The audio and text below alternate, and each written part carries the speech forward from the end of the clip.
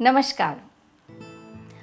अभय के उदाहरण न केवल भारत में बल्कि विश्व के अनेक देशों में देखे जा सकते हैं, जैसे प्रूसिया का राजा फ्रेडरिक द ग्रेट, स्वीडन से गुस्तावस एडोल्फस, मैसिडोनिया का राजा अलेक्जेंडर द ग्रेट और ऐसे ही नामों की सूची में एक नाम फ्रांस के महान बादशाह नेपोलियन बोनापार्ट का भी है, जिसकी हिम्मत और निडरता की कहानी आज हम आपको बताएंगे।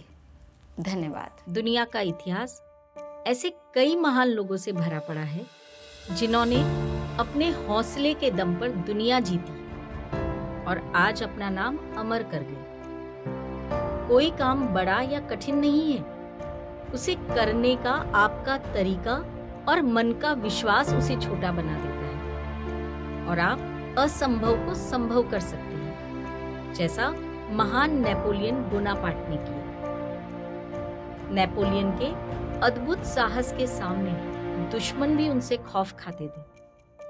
नेपोलियन बोनापार्ट के एक साधारण इंसान से लेकर दुनिया के सबसे शक्तिशाली और ताकतवर बादशाह बनने तक के दिलचस्प सफर के बारे में आइए जानते हैं। नेपोलियन बोनापार्ट फ्रांस के कोर्सिका द्वीप के अजेक्सियो में 15 अगस्त साल 1769 में एक सुख समृद्ध परिवार में जन्मे थे। उनके पिता कार्लो बोनापार्ट फ्रांस के राजा के दरबार में कोर्सिका द्वीप से प्रतिनिधि थे।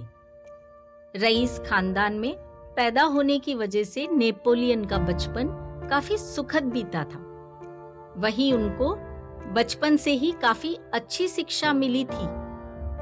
यही नहीं, उनके परिवार वालों ने उनकी योद्धा प्रवृत्ति को देखते हुए उन्हें फ्रांस की एक मिलिट्री एकेडमी में एक सैनिक अफसर बनने के लिए भेजा था। उसके बाद उन्होंने पेरिस के एक कॉलेज से साल 1785 में अपनी ग्रेजुएशन की डिग्री हासिल की और फिर रेजिमेंट तोपखाने में उसे सब लेफ्टिनेंट के तौर पर नियुक्त किया गया। वहीं इस दौरान उनके पिता की मौत हो गई, जिसके बाद उन्होंने अपने 7 भाई बहनों का पालन पोषण किया। एक बार उन्होंने एल्प्स पर्वत को पार करने का फैसला सेना के साथ किया। विशाल और विराट पहाड़ की असंभव सी चढ़ाई कोई साधारण काम नहीं था।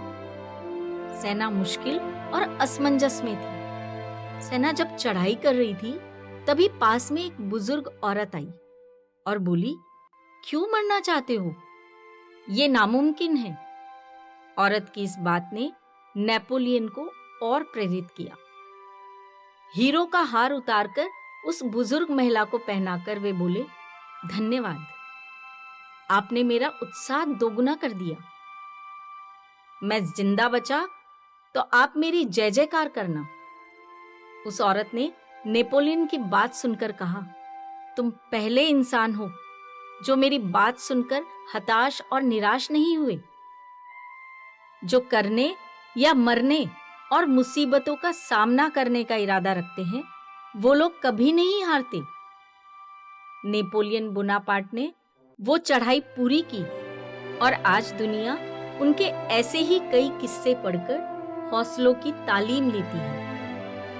फ्रांस के इस महान बादशाह नेपोलियन ने साल 1805 में अपनी जिंदगी की सबसे बड़ी लड़ाई जीती। उन्होंने ऑस्ट्रिया और रूस की विशाल सेनाओं को अपने रणनीतिक कौशल से पराजित कर दिया। इस विद्रोह में नेपोलियन ने दुश्मन के करीब 26,000 सैनिकों को मार गिराकर अपनी बहादुरी का परिचय दिया था। साल 1805 से लेकर साल 1811 तक इस बेताज बादशाह ने हॉलैंड, जर्मनी, इटली, ऑस्ट्रिया जैसे तमाम बड़े देशों में फ्रांसीसी साम्राज्य का विस्तार कर यूरोप में अपना दबदबा कायम किया। हम सभी ने स्कूल के दिनों में इतिहास की किताबों में कई महान युद्धों की तारीखें याद की और कईयों के बारे में तो विस्तार से भी पढ़ा, लेकिन समय के साथ ही हम स्कूल में पढ़ी कई बातें भूल जाते हैं। स्कूल के दिनों में हम सभी ने फ्रांस सम्राट नेपोलियन बोनापार्ट और वाटरलू की लड़ाई के बारे में भी पढ़ा है।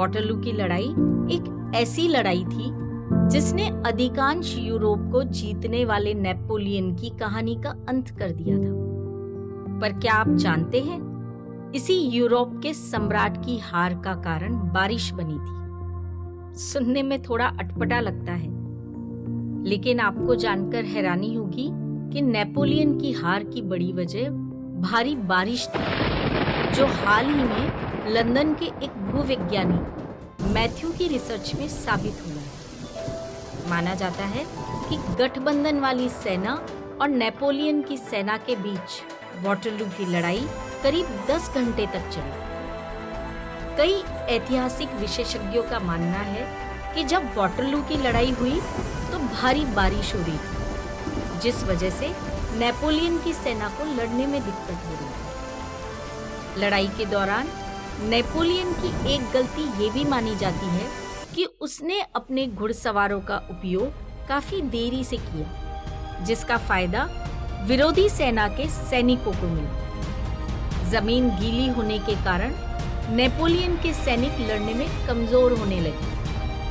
हालांकि उस समय नेपोलियन की हार की वजह मौसम को नहीं ठहराया गया था। वाटरलू की लड़ाई हारने के बाद ब्रिटेन ने नेपोलियन को करीब 6 साल तक दक्षिणी अटलांटिक के सेंट हेलेना नाम के द्वीप में कैद करके रखा और फिर साल 1821 में पेट के कैंसर होने की वजह से इस महान बादशाह की मौत हो गई। इस तरह नेपोलियन ने अपने जीवन काल में अपनी अद्भुत और अदम्य शक्ति का परिचय देकर यूरोप के कई हिस्सों पर अपना सिक्का जमाया और वे इतिहास के सबसे महान बादशाह भी बने। नेपोलियन बोनापार्ट के जीवन से हर किसी को प्रेरणा लेने की जरूरत है।